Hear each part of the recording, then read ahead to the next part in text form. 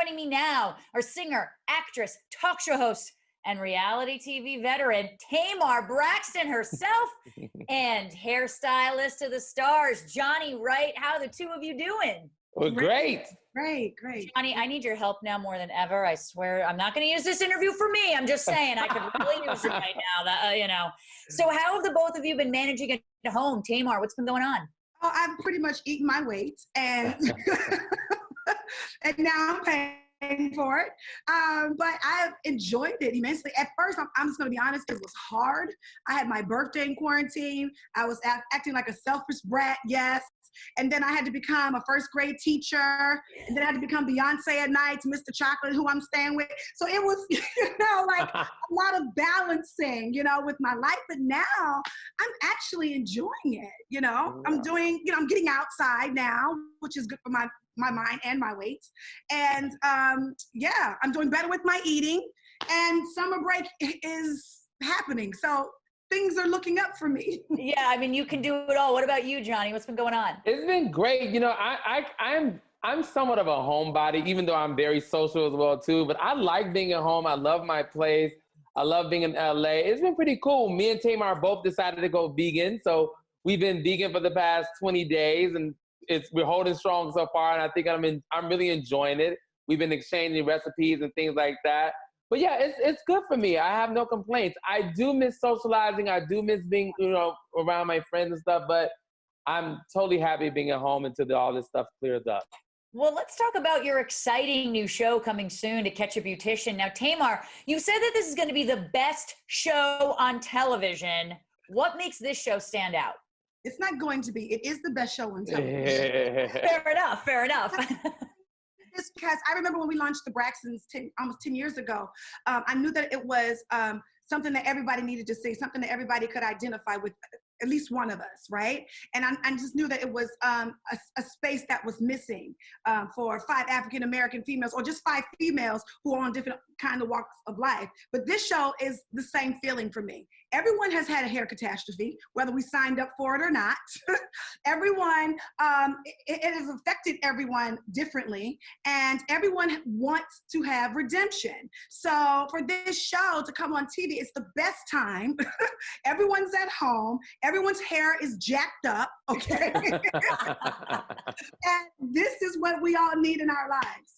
Yeah. So true. Now, Johnny, you have such an incredible resume. I mean, you've styled Janelle Monáe, Michelle Obama, Kerry Washington, just to name a few. What attracted you to the show in the first place? The main thing that I loved about the show is the educational aspect of it, because that's where I really come in here. These stylists, after they get confronted by the client, they go through a boot camp with me at an opportunity to redeem themselves. So that was really important to me. I love education. I remember before I became a hairstylist, one of the careers that I wanted to do was be a teacher.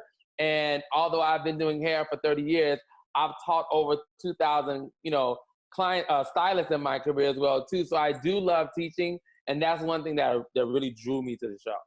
Well, to your point, I mean, the show isn't only about looking at some bad hairdos. It's also about bringing the client and the beautician together to really solve the problem and see if it can be fixed. Now, Tamar, a couple years ago, you actually did a big chop and cut all of your hair off, citing that you didn't want to be a slave to a wig or a weave. Will we see elements of that with clients on the show as well? Absolutely. When I talk about the emotional aspect of it all, I thought initially when I cut my hair off that it was about not being slave to hair or a weave or a wig, but no, it was really about falling in love with myself and accepting myself for who I was. And sometimes we allow our hair to cover those emotions and those things that we need to deal with up. And this show is like an onion. It peels a lot of layers. And I'm just really excited about it because sometimes it brings the situation to talk about things that you need to get off your chest for you to evolve and be a better person. Yeah, I mean, listen, my hairdresser's like my psychologist sometimes. Right? They act both ways, you know what I mean? And right now, we're in a time where, let's be honest, women are stressed, everyone's stressed. We can't get to our beauticians, me included. Johnny, what are some easy, hairstyles women can sort of do to achieve at home that's, applicable to most people? Listen, you can never go wrong if your hair is long enough with a snatchback ponytail. Not too tight because we don't want to cause so much stretch on your hair, but you could put the ponytail at the bottom of the nape, in the middle, and at the top, and have a fun, messy top knot. That is the easiest and most simplest, and I think the cutest thing you can do without causing any damage on your hair. But make sure you keep your hair moisturized. I've been telling people, do steam treatments. If you can buy like steamer on Amazon, or you can just pop a wet towel in the microwave, heat it up for a minute, and wrap it around your head and let that steam penetrate into the cuticle layer and give you that moisture that you need. These are the things that you can do. Stay away from the heat, because nobody you're trying to impress anyway. So the less heat on your hair, the better. And stay away from the shears. No cutting your hair yourself. No quarantine bangs, no quarantine bob.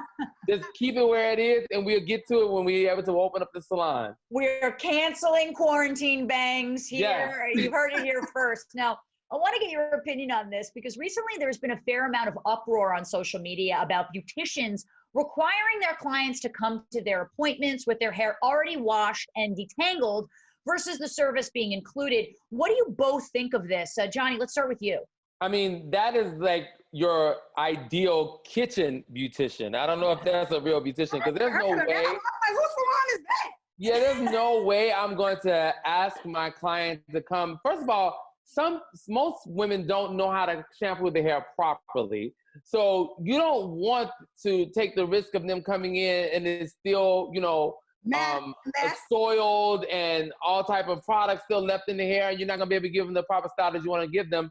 I think that is totally unprofessional. And if someone asks you to do that, cancel the appointment and book someone else. Book you. Tamar, you agree with that, right? Absolutely. Listen, let me tell you, the worst thing that I could do for my hair is touch my hair. I'm not a stylist. I wasn't blessed in that area. I could slap a wig on and keep it popping, but anything other than that, I can't do. That's why we have the Johnnies of the world. Now, Tamar, I can't let you go before I ask you about something I saw on social media yesterday. You and Babyface giving lessons on how to sing like Toni Braxton. Give me a lesson. Come on, help me out here. Okay, you got to put the bass in your voice first. Can you sing a little bit? Hell no. Can I? We kind of got it right. You kind of have to sound like you swallowing marbles or have something in your mouth. Yeah. Singing like Toni Braxton is the skill. That's why she has all those Grammys and sold all those records, honey. It's not easy. I got to sing like Toni Braxton. I got to do my hair like Johnny. There's too much to learn in quarantine. Yes. Tamar, Johnny, thank you so much for joining me today. You're both absolutely incredible, and I really appreciate it. Thank you. Thank you. Guys, watch To Catch a Beautician Mondays at 9, 8 Central on VH1.